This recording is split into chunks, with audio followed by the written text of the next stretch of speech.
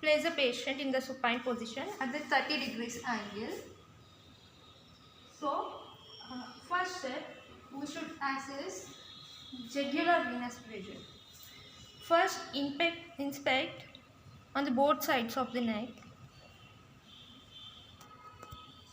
and then palpate. This is the sternocleidomastoid muscle at the posterior of the. There we can find internal and external jugular veins on the internal side.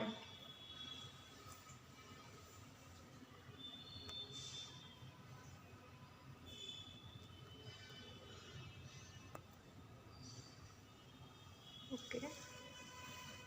Look for the oscillation at the same time. And now palpate for carotid artery at the middle of sternocleidomastoid muscle with 2 fingers, and do it on other side also. And don't do both sides at once. You should do only once at one time at one side. Place the ruler on the sternal angle and place a cord on the oscillation point.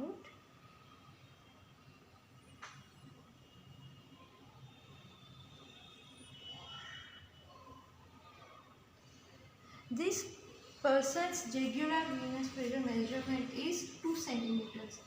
Normally the average is 3 to 4 centimeters and 7 to 8 centimeters totally from the right atrium. Index and middle fingers to palpate the carotid artery.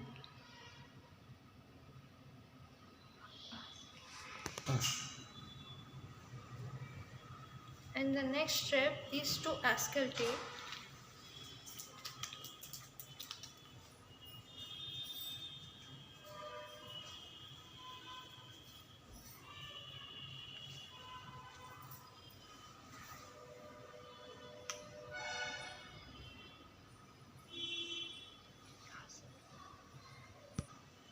Start palpating at the anterior chest wall.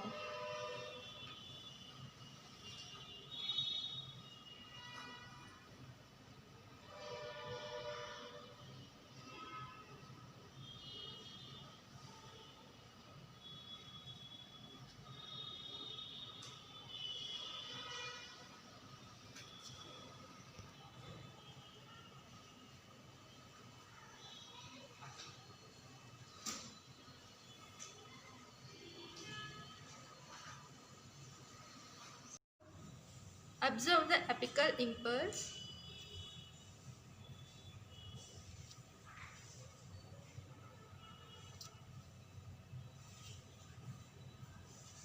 So here, and measure the diameter. It is usually a coin-shaped diameter.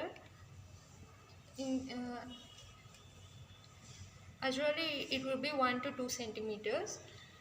And then right ventricular pressure. Press the fingers in between intercostal spaces and also in the epigastric area to find the ventricular pulses. Right ventricular. Start auscultating from the second intercostal space.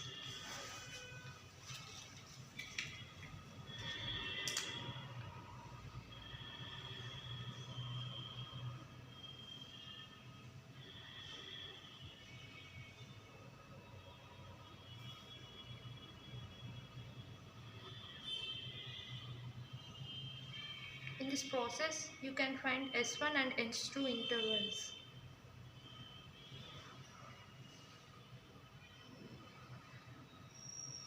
At the fourth and fifth intercostal space, you can hear apical impulse.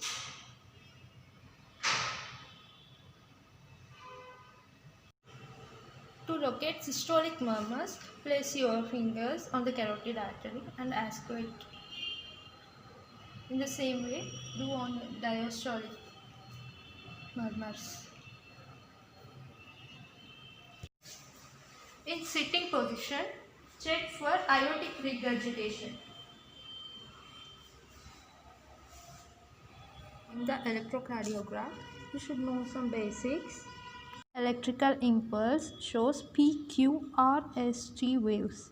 This narrow QRS complex is preceded by P wave. P wave should always come before QRS complex. This defines a sinus rhythm. If P wave is absent, then the rhythm is non-sinus. At last, QRS complex is followed by T wave.